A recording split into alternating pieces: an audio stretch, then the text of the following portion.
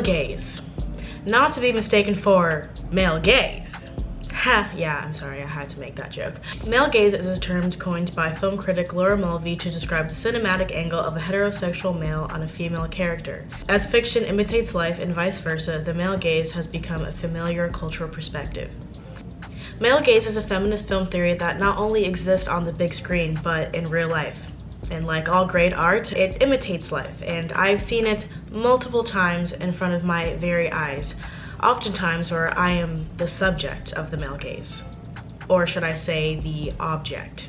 My fascination with the male gaze has intensified more and more as I've gotten older and again become a subject of this voyeuristic perspective, especially in New York City. Wow, take a shot every time I mention that I live in New York City in a video, but seriously, like, this city has really changed my perspective on what it means to be a woman and my perspective on men, so bear with me.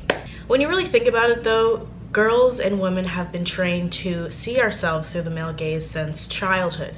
I mean, obviously the biggest example is through the media that we consume. Time and time again we see the same story of girl gets guy so she's worthy, girl gets makeover so she can win the affection of guy and she's worthy, and it goes on and on and on. We're constantly taught that we need to be a certain way or even change ourselves to win the affection of our male counterparts. Oftentimes, an expression of a woman's femininity is paired with the approval of men. It seems that feminine clothing means that it's sexy, and sexiness is obviously something that we have embodied to appear appealing to men. And that's why she wears short shorts and I wear t-shirts. She's cheer captain, I'm on the bleachers. She wears high heels, I wear sneakers. You get the gist. When you think about it, things that are traditionally feminine are always sexualized in some way.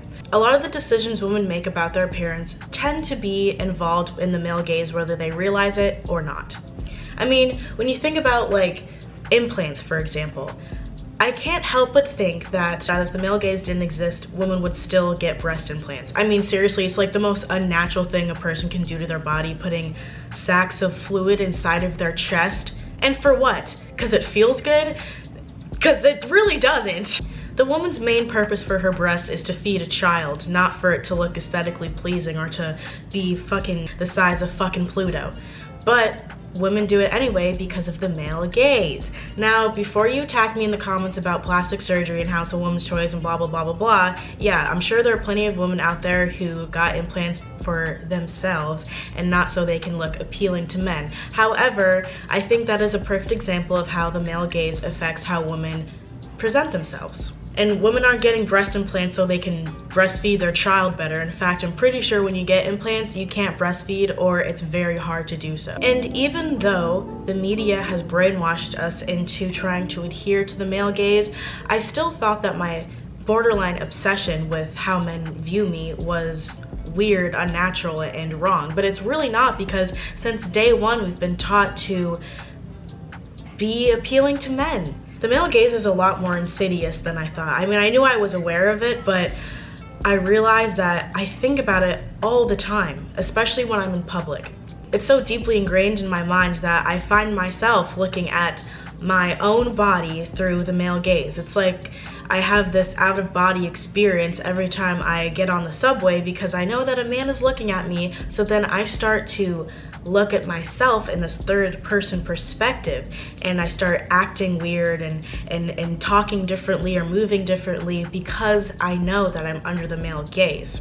Now, there are two different routes that I tend to go down when I know that I'm under the male gaze or I'm just thinking about the male gaze. So if a man is staring at me on the subway and I'm really just not feeling it and it's annoying me and the man is gross and just giving me weird vibes, I tend to, cross my arms, shift around a little, avoid eye contact, and keep my head down because I want him to stop looking at me. Or I just fucking go ham and I play it up like no tomorrow and do my best impression of the male fantasy. I walk different, I sway my hips a little wider, I strut a little harder, I flip my hair and maybe give them a little eye contact to make them feel something. It's honestly something that I didn't even realize, but once I realized it, I thought I was this sick, perverted, attention-hungry slut that just wanted men to look at me and come on the spot. But no, I just like the attention. Sometimes I'm like, well, they're already giving me attention, so I might as well give them what they want. I mean, maybe not what they want, because what they truly wanted would be far beyond my boundaries. But sometimes it's nice to feel like an object of desire, like anything I do would cause a man to just faint in a lustful, I don't know where I was going with that. And can you blame me? I think people are watching me, and it's because they are. There have been countless times where I've looked up and met the eyes of a strange man staring me down like the last slice of pizza and he hasn't eaten for weeks. I know, charming. But it happens all the time. So it's gotten to a point where I'm like, well, either I just assume that they're staring at me, or I know for a fact that they're staring at me. And you know, there are really two options. I can either let it make me really uncomfortable and just be disgusted and let it ruin my entire day, which, let's be honest, most of the time it does, or I can just play into it a little. Be the bad bitch that they think I am. Fuck it. Be the bad bitch that I know I am. Because I mean, shit, if I were them, I'd probably stare at me too. And I mean, listen, who would pass up the opportunity to be the female love interest in a coming of age teen film or like a horny stoner movie? I don't know. I just like being hot. And you know what? There's nothing wrong with that. Sure, the male gaze probably has more cons than pros, but sometimes it kind of feels good. Listen, I'm not saying objectify me and, you know, see me as a sexual object, but I'd say most people enjoy being an object of desire every once in a while.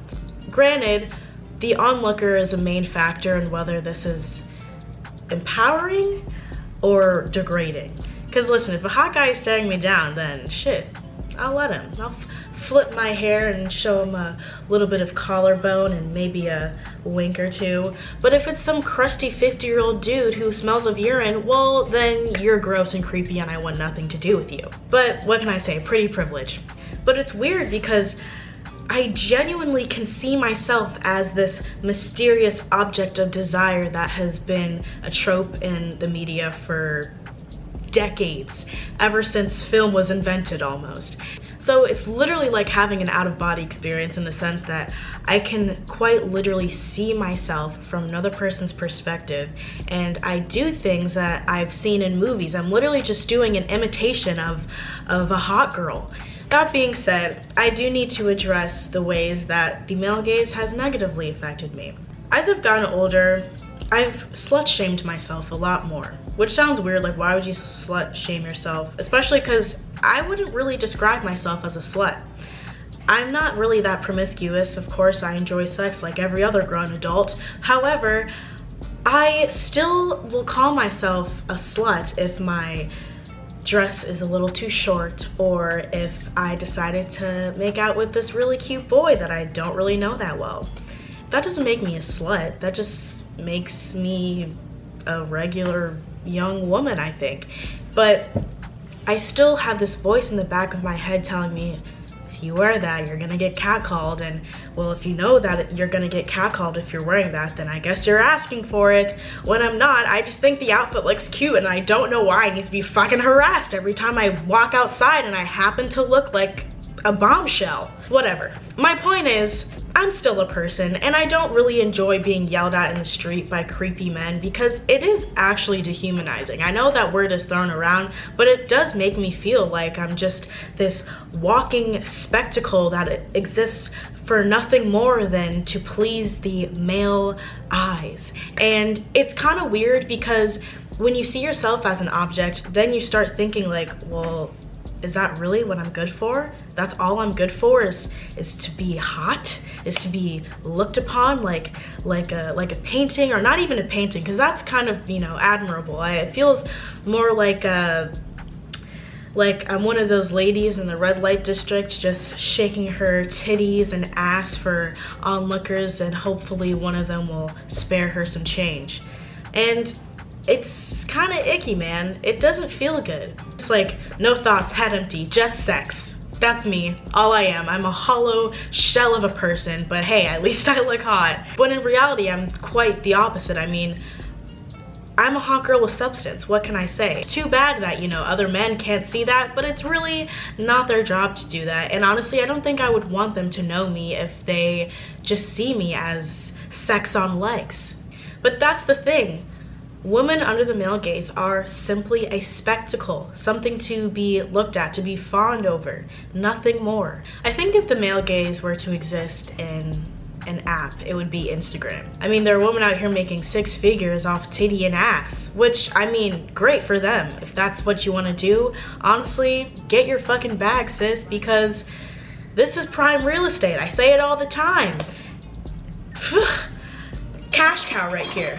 But that just goes to prove that the male gaze is highly profitable and honestly the backbone of modern media. Since media is the most influential part of our modern society, it's only natural for women and men to see women through the male gaze. We see ourselves through the male gaze. Even women who avoid the male gaze are seeing themselves through the male gaze inherently. You look at women from the 19th century when we had to dress very modestly and you couldn't even show your ankles.